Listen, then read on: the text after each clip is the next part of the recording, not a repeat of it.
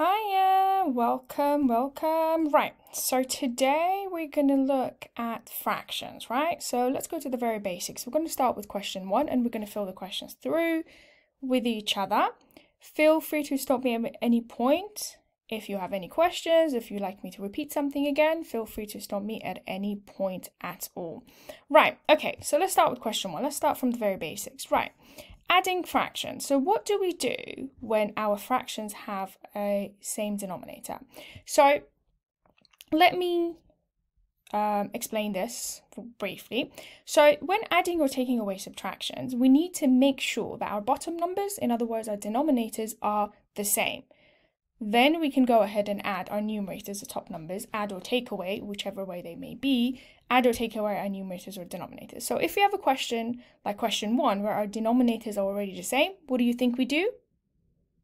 Perfect, absolutely. We keep the denominator as it is. It's already the same, so it's going to be the same. It's going to be 3. We're not going to add the denominators. We just need to make sure that they are the same. The numerators, however, the top numbers, we're going to add. So this is addition. 1 plus 1 is equal to 2 over 3. So with fractions, we always want to simplify them as much as possible, right? That's how we leave our final answer. And what I mean by that means that if there is a number, a factor to both our numerator and denominators, a number which we can divide both of them into, we're going to go ahead and do that. Is there a number common to both 2 and 3 that we can divide them into? Nope, there isn't. So if there isn't, then we're going to leave the answer as 2 over 3. That's our final answer there.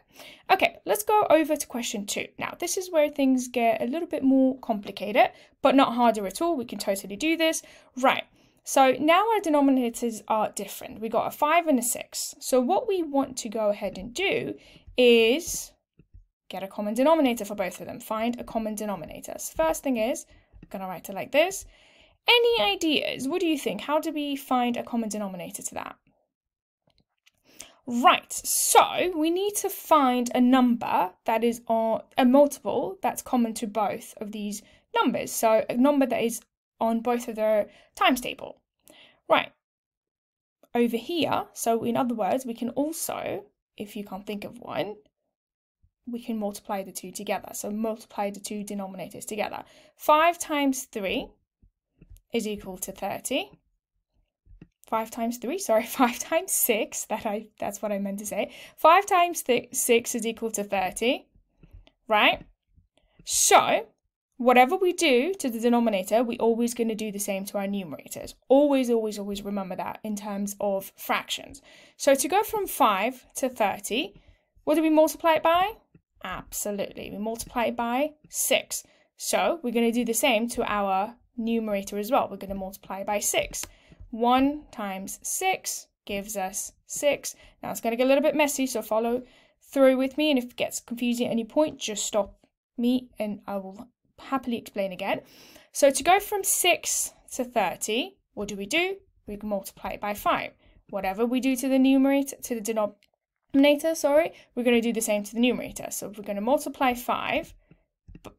3 by 5. So 5 times 3 gives us 15, right? So far, so good.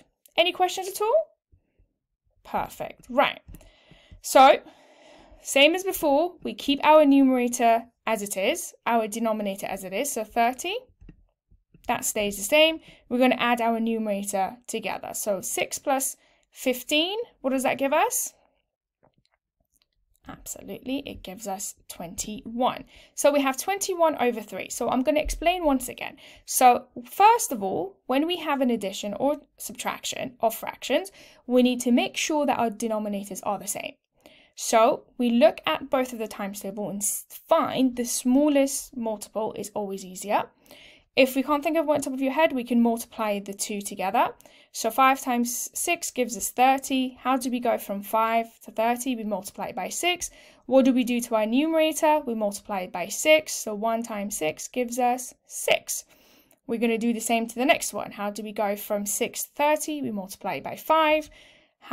Whatever we do to the denominator, we're going to do the same to the numerator. So we're going to multiply 3 by 5, and it's going to give us 15.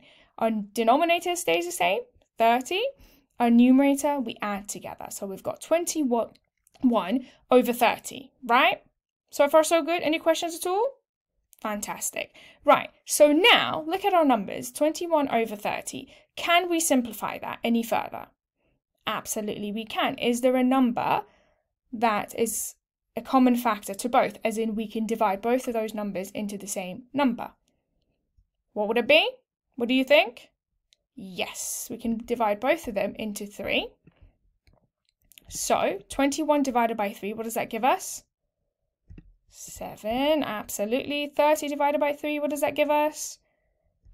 10, absolutely. So simplified answer is 7 over 10. Can we divide 7 and 10 by the same number again? Once again?